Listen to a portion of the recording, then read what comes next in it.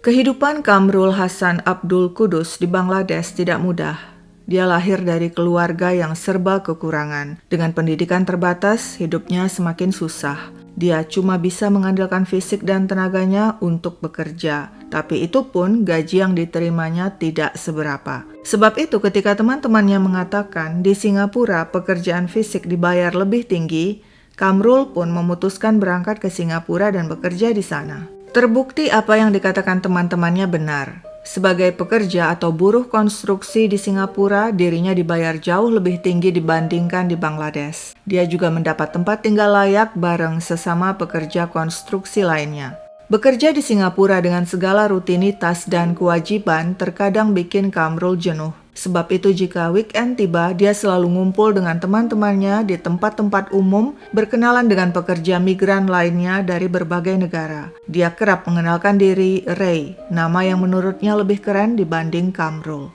Suatu hari di tahun 2005, Kamrul alias Ray berkenalan dengan Yulia Afriyanti alias Lia, seorang pekerja migran asal Indonesia yang bekerja sebagai ART di sebuah keluarga yang tinggal di apartemen Grange Heights di St. Thomas Walk, Singapura. Sejak itu mereka kerap bertemu dan ngobrol. Pada 2007, keduanya resmi berpacaran. Hubungan Kamrul yang berusia 30-an dan Lia yang berusia 20-an serius. Mereka sepakat akan segera menikah pada Oktober 2007 di Indonesia. Kamrul bahkan sudah berkunjung ke kampung Lia di Indonesia dan bertemu dengan orang tua Lia. Lia juga sudah menyampaikan kepada teman-teman dan majikannya dirinya akan segera menikah dengan Kamrul. Semuanya menyambut gembira kabar itu. Namun menjelang pernikahan, pada September 2007, Kamrul malah pulang ke Bangladesh. Nah, saat itulah Lia mendapat informasi Kamrul ternyata sudah punya istri dan 2 anak di Bangladesh. Betapa murka Lia. Dia dan Kamrul bertengkar hebat di telepon. Lia patah hati. Bayangan pernikahan yang sudah di depan mata hancur begitu saja. Padahal semua orang sudah diberitahu, baik keluarga di kampung, teman-teman, bahkan majikan di Singapura. Lia tidak mau lama-lama patah hati. Dia segera move on agar bisa secepatnya melupakan Kamrul.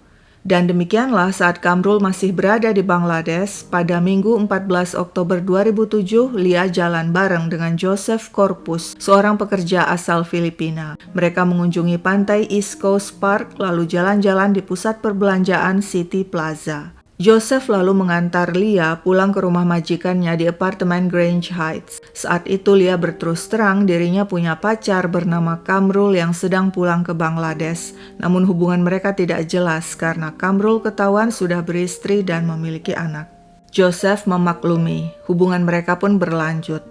Keduanya rutin bertemu tidak hanya di akhir pekan tapi juga di hari biasa. Setiap hari dari tempat tinggalnya di Boon Lay, Jurong, Joseph datang menemui Lia di Grange Heights saat Lia keluar membawa anjing majikannya jalan di malam hari.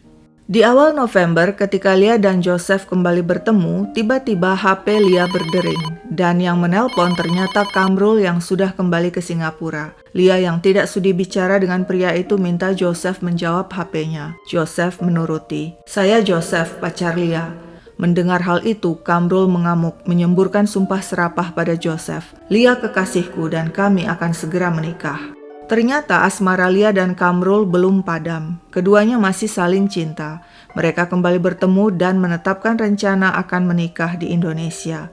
Lia memutuskan jujur pada Joseph. Pada 9 Desember 2007, dia mengatakan pada pria itu dirinya masih mencintai Kamrul. Mereka akan menikah bulan Januari 2008 di Indonesia. Lia juga memberitahu rencana pernikahan itu kepada teman-teman dan majikannya. Namun sebenarnya hubungan Lia dan Kamrul tidak pernah benar-benar mulus. Pertengkaran demi pertengkaran terus terjadi, baik lewat HP maupun saat mereka bertemu langsung. Kamrul yang cemburuan kerap mengancam jika Lia memutuskan cinta mereka, maka dia akan bunuh Lia. Problem mereka cukup ruwet. Kamrul yang mengaku tak lagi bahagia dengan istrinya di Bangladesh tak kunjung menceraikan sang istri. Sementara itu Lia yang ragu dengan kesungguhan cinta Kamrul ternyata masih rutin SMS-an dengan sang mantan Joseph. Joseph juga sangat mencintai Lia dan berharap Lia memilih dirinya. Karena terus-menerus bertengkar, akhirnya pada 12 Desember 2007 Lia mengirim SMS kepada Kamrul agar sebaiknya mereka putus saja. Tapi Kamrul membujuk dan merayu agar mereka tidak putus dengan alasan rencana pernikahan semakin dekat. Lagi pula Ibu Lia akan datang ke Singapura untuk membicarakan soal pertunangan dan pernikahan mereka. Pada Sabtu 15 Desember 2007, Lia menyampaikan rencana kedatangan ibu dan adiknya ke Singapura kepada Joseph dan seorang teman. Kalau nanti ibuku dan adikku datang, aku dan Kamrul akan menjemput mereka di bandara. Meskipun patah hati, Joseph yang selama ini masih berusaha mendapatkan cinta Lia menyambut baik kabar itu karena dia tahu hari pernikahan Lia semakin dekat. Di hari yang sama, Lia juga sempat bertemu Kamrul. Usai bertemu, keduanya pulang ke rumah masing-masing. Setelah itu, tragedi pun terjadi. Minggu pagi 16 Desember 2007 di areal konstruksi gedung apartemen di Queensway Road, seorang pekerja Bangladesh bernama Afir sedang membersihkan sebagian unit apartemen yang sudah selesai dikerjakan. Saat naik ke lantai 3, dia heran melihat sebuah kardus. Dia ingin memindahkan kardus tapi sangat berat. Penasaran, dia buka kardus dan betapa terkejut dirinya menemukan mayat seorang wanita terlipat tanpa busana. Afir berteriak ketakutan dan segera melaporkan hal itu kepada supervisor yang langsung menghubungi polisi. Saat tiba, polisi langsung mengamankan TKP dan membawa mayat ke rumah sakit untuk diotopsi. Hanya 2 pekerja konstruksi yang ada di TKP saat itu, yakni Afir dan seorang pekerja asal Bangladesh bernama Kamrul. Polisi mendapat informasi Kamrul sebelumnya sudah mengetahui di dalam kardus itu ada mayat Lia, wanita yang dikenalnya. Tapi anehnya dia diam saja dan tidak melapor. Mengapa? Begini kurang lebih pengakuan Kamrul. Pada Sabtu 15 Desember 2017, aku bekerja hingga pukul 7 malam. Setelah itu aku pulang, mandi, dan makan lalu tidur. Sekitar pukul 12.30 malam Lia menelponku. Dia bilang akan pergi ke bandara dengan Joseph untuk menjemput ibu Joseph yang berkunjung ke Singapura. Kemudian pukul 4:30 pagi pada Minggu 16 Desember, Lia menelponku lagi dan bilang Joseph memaksa akan membawanya ke suatu tempat. Lia minta aku membantunya dan untuk menemuinya di areal konstruksi tempatku bekerja. Pukul 5:30 pagi, aku naik taksi ke tempat kerjaku. Saat itu Lia kembali menelponku dan aku dengar dia sedang bertengkar dengan Joseph. Setiba di tempat kerjaku, aku langsung mencari-cari Lia, memanggil-manggil namanya, tapi dia tidak ada. Ketika berada di lantai 3, aku menemukan kardus. Tadinya aku pikir itu kardus AC. Aku lalu kembali mencari-cari Lia di sekitar areal konstruksi, tapi dia tidak ada.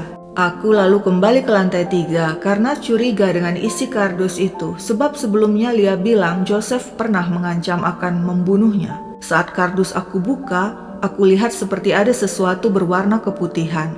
Aku takut dan langsung berlari pergi.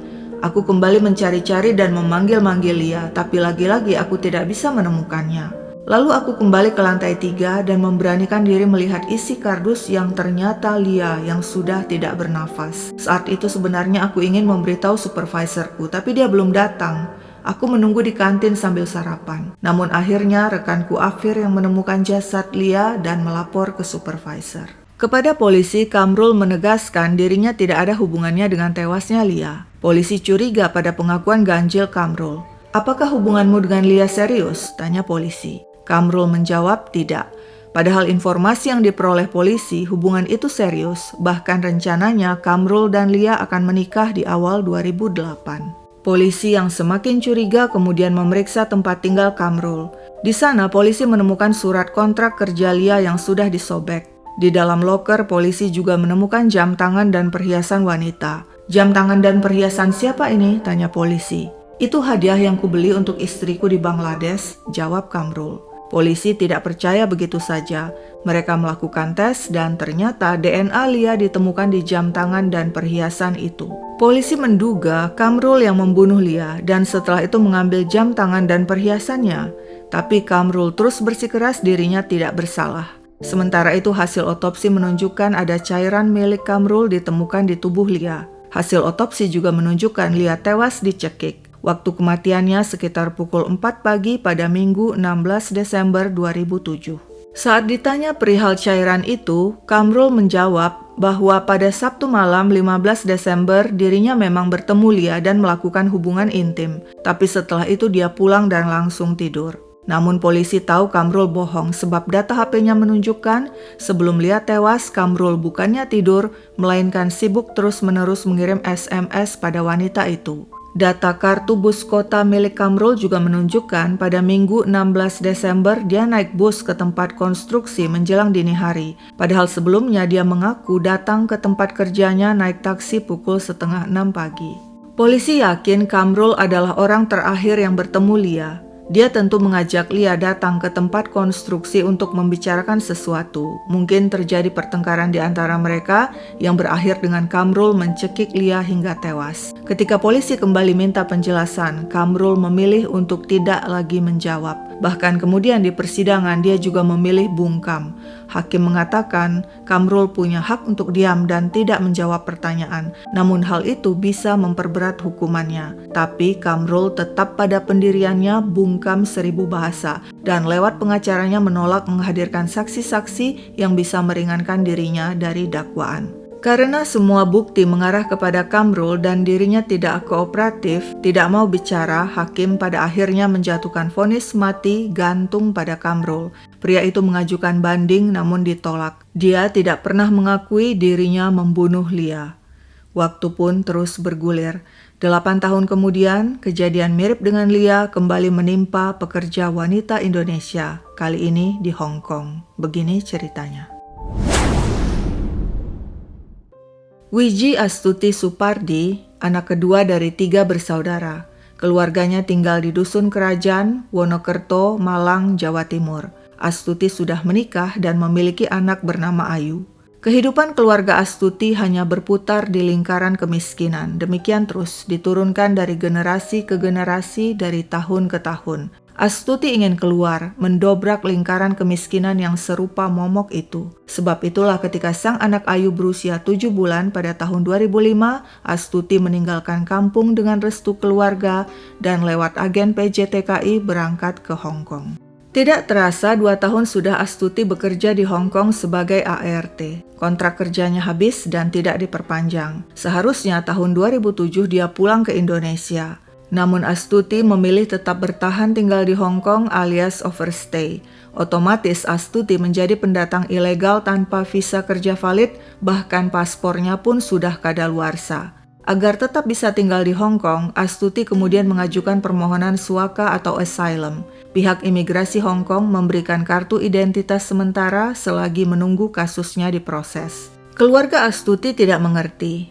Mengapa Astuti tidak pulang saja ke tanah air? Mengapa harus ngotot bertahan tinggal di Hong Kong lewat jalur suaka? Sejak itu Astuti semakin jarang menghubungi keluarga. Dan demikianlah waktu terus berlalu. Pada November 2014, Astuti sempat mengatakan kepada keluarganya dia akan segera pulang. Namun ditunggu-tunggu hal itu tidak terwujud. Bahkan ketika ibu dan suaminya meninggal, Astuti juga tidak pulang. Alasannya dia tidak punya uang untuk membeli tiket pesawat. Hidupnya semakin tidak jelas, luntang-lantung. Keluarganya kemudian menerima kabar Astuti berpacaran dengan seorang pria. Pria itu tadinya juga merupakan pekerja migran di Hong Kong, namun sama seperti Astuti dia overstay, tidak kembali ke negaranya dan memilih mengajukan suaka atau asylum. Astuti dan sang pacar hidup seperti homeless, gelandangan. Mereka tinggal di tempat tidak layak. Sesekali Astuti berkomunikasi dengan sang anak Ayu lewat Facebook tentang hidupnya yang memprihatinkan di Hong Kong. Setelah itu komunikasi putus. Hingga suatu hari keluarga kembali menerima kabar tentang Astuti. Kabar yang bikin keluarga di kampung, terutama sang anak Ayu, terguncang. Huang berkantor di Shanghai Street di kawasan Mong Kok, Hong Kong yang dipenuhi deretan toko-toko dan kantor. Pada Senin 8 Juni 2015 sekitar pukul 9 pagi, seperti biasa, Huang tiba di kantor. Namun dia heran melihat ada gulungan kasur ditaruh tepat di depan pintu kantornya sehingga dirinya tidak bisa masuk. Huang menggeser kasur dengan kaki. Namun mendadak dari dalam gulungan kasur menyembul tangan manusia. Bukan main terkejut Huang. Dia langsung berlari ke toko seberang dan menelpon polisi. Ketika polisi dan petugas paramedis tiba, mereka memeriksa mayat yang digulung dalam kasur yang ternyata seorang wanita yang diduga telah dibunuh. Petugas juga menemukan dompet wanita itu yang berisi kartu identitas. Wanita itu bernama Wiji Astuti asal Indonesia. Isi dompet tidak banyak, selain kartu identitas hanya ada selembar foto dan uang yang jumlahnya tak sampai Rp5.000. Polisi memulai investigasi dan menanyai warga sekitar. Informasi yang diperoleh, Astuti memiliki seorang kekasih asal Pakistan bernama Wahaj Fias berusia 30-an. Keduanya tinggal di rooftop sebuah gedung apartemen tua di Jalan Man Ying, Jordan, Hong Kong. Menurut laporan warga, Astuti dan Wahaj kerap bertengkar. Berkali-kali pria itu melakukan kekerasan terhadap Astuti. 2 kali sudah Astuti melaporkan Wahaj pada polisi atas tuduhan KDRT. Terakhir pada bulan Februari 2015, sekitar 4 bulan sebelum tewasnya Astuti. Namun laporan itu kemudian dicabut Astuti. Polisi memeriksa rooftop tempat Astuti dan Wahaj tinggal. Tanpa atap, tanpa dinding. Di sana polisi menemukan sebilah pisau, kasur, dan beberapa peralatan keseharian seadanya. Tapi di mana Wahaj Fias, pacar Astuti? Polisi ingin menanyai pria itu, apakah dia ada hubungannya dengan tewasnya Astuti? Polisi memburu Wahaj, dan 2 hari kemudian berhasil meringkusnya di sebuah kafetaria di sebuah pantai di kawasan Tuen Mun. Saat itu dirinya tengah berpesta narkoba dengan temannya Shahbaz Khan. Polisi kemudian menawarkan imunitas bebas dari jerat hukum narkoba kepada Shahbaz Khan asalkan pria itu bersedia bersaksi tentang kejahatan yang dilakukan Wahaj. Shahbaz menerima tawaran imunitas dan mengatakan Wahaj mengaku padanya telah membunuh Astuti dan berencana akan kabur dengan menumpang kapal. Tapi Wahaj membantah hal itu, dia tidak membunuh Astuti. Lalu apa yang sebenarnya terjadi? Menurut Wahaj, pada hari kejadian Minggu 7 Juni 2015, dia dan Astuti cekcok. Saat itu kami berdua di bawah pengaruh narkoba. Mereka bertengkar hebat. Wahaj mengaku meski dia menampar wajah Astuti dan menendang wanita itu hingga tersungkur, dia tidak berniat membunuhnya. Begitu tahu Astuti tewas, Wahaj bingung. Lalu membungkus jasad Astuti dengan kasur dan membuangnya begitu saja di trotoar di depan pintu sebuah kantor. Hasil otopsi menunjukkan Astuti menderita banyak luka-luka, baik luka lama maupun luka baru. Sepertinya Astuti sudah sering babak belur dihajar Wahaj. Tulang rusuknya juga patah. Penyebab kematian Astuti akibat pukulan benda tumpul.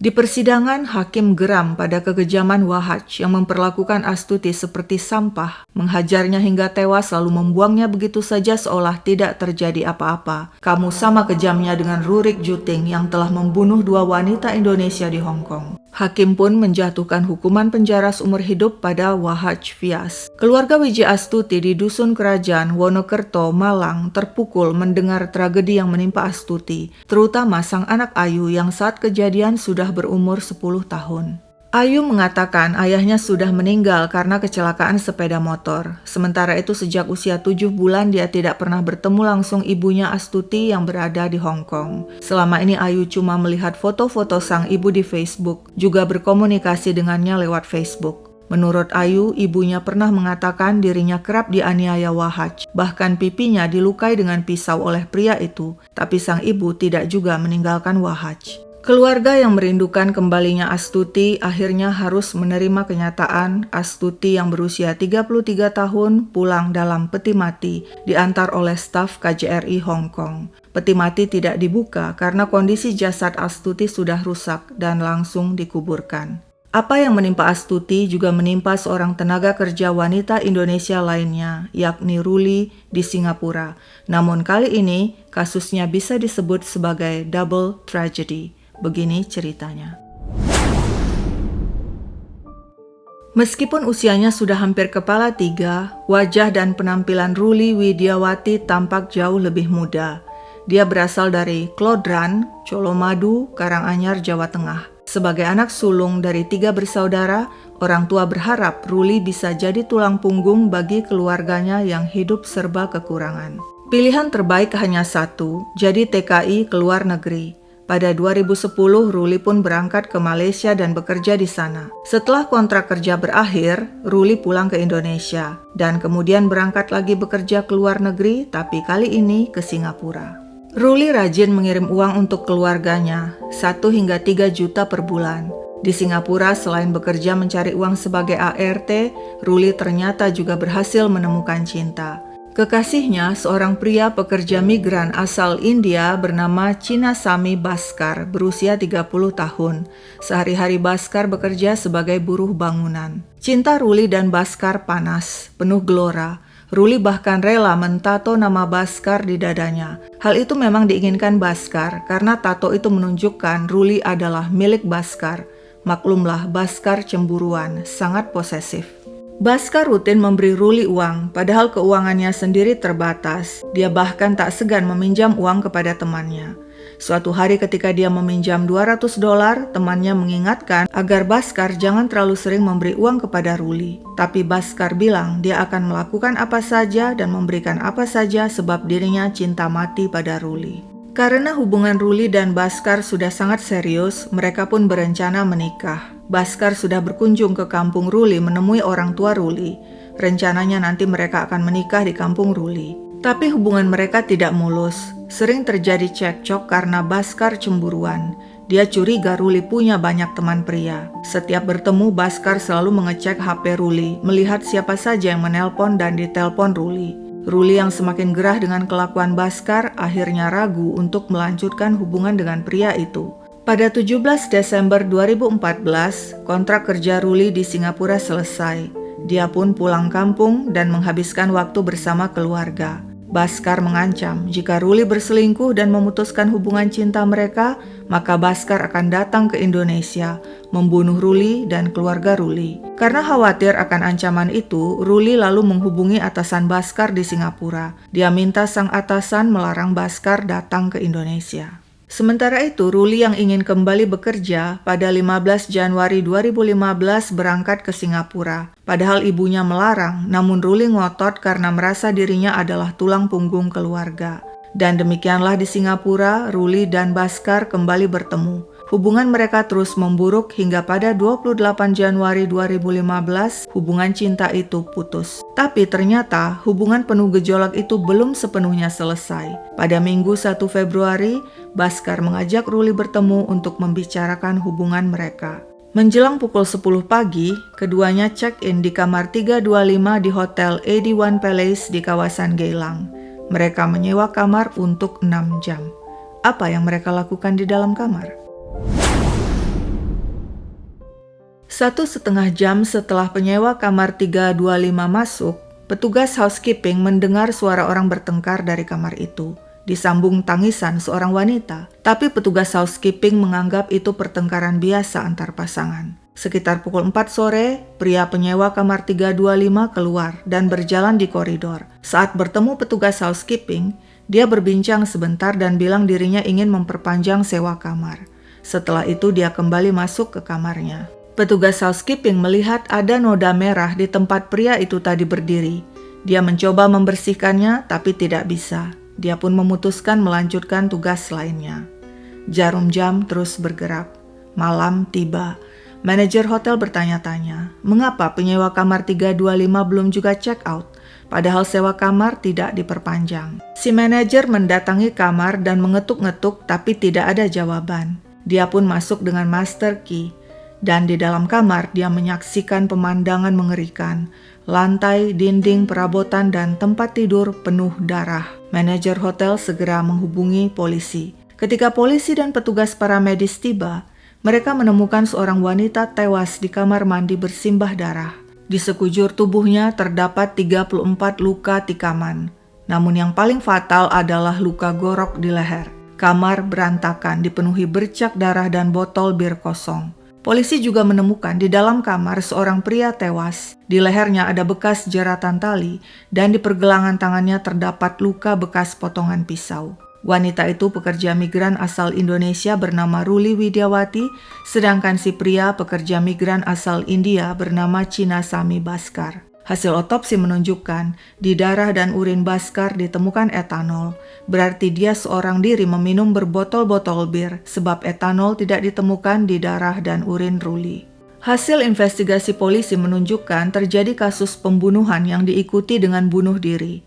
Kemungkinan Bhaskar dan Ruli bertengkar. Kemudian Bhaskar menikam Ruli berkali-kali dan menggoroknya hingga tewas. Setelah itu, Bhaskar bunuh diri dengan memotong nadinya lalu menggantung diri dengan seutas tali.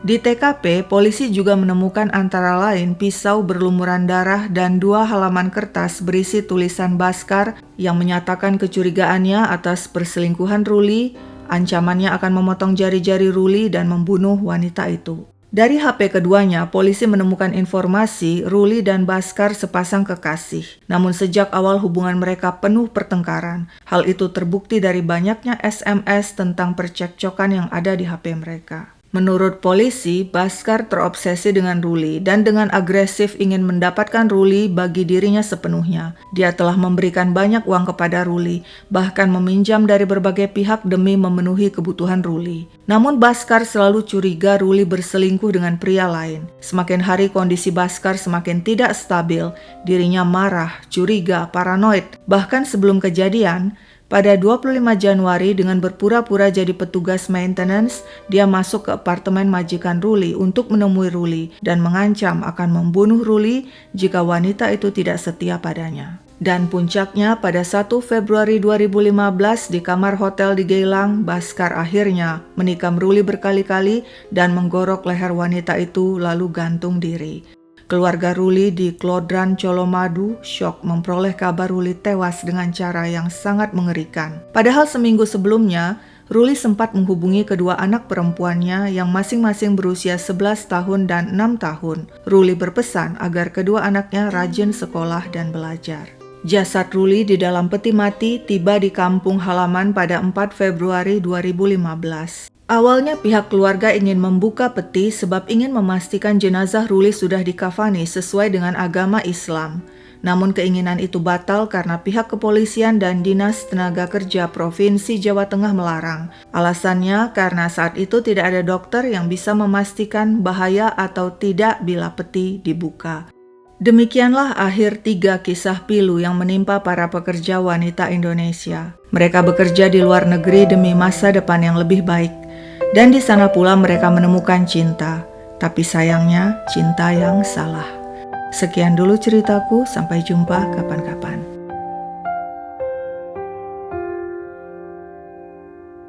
Bertemu di bawah pelangi, menari di tengah rumpun melati,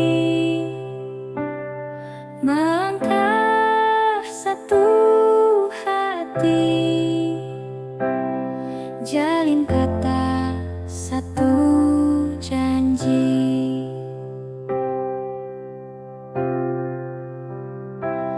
Mungkinkah langit senantiasa biru, kicau burung selalu merdu,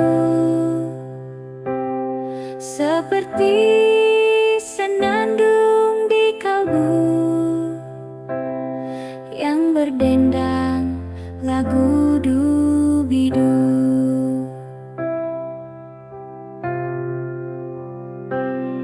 Ternyata ada yang berubah ketika janji mulai tersendat, jejak langkah tersesat arah, relung hati penuh siasat.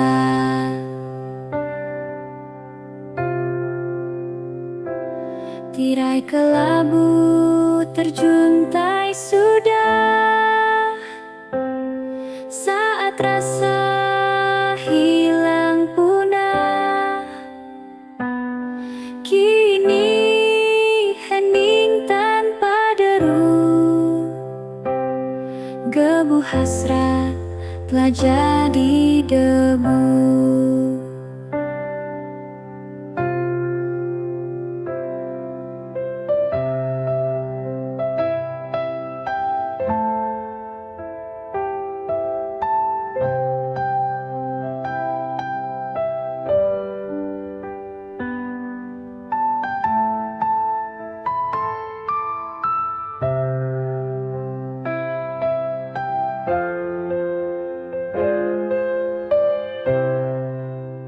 Bertemu di bawah pelangi, menari di tengah rumpun melati. langkah satu hati, jalin kata satu janji. Mungkinkah langit senantiasa biru, kicau burung selalu merdu, seperti senandung di kalbu yang berdendang lagu dubidu. Ternyata ada yang berubah ketika janji mulai tersendat. Jejak langkah tersesat arah, relung hati penuh siasat. Tirai kelabu terjuntai sudah, saat rasa hilang punah. Kini hening tanpa deru, gebu hasrat telah jadi debu.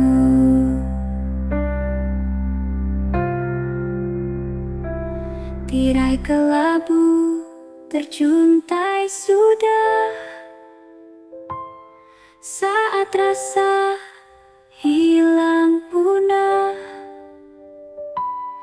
Kini hening tanpa deru, gebu hasrat telah jadi debu.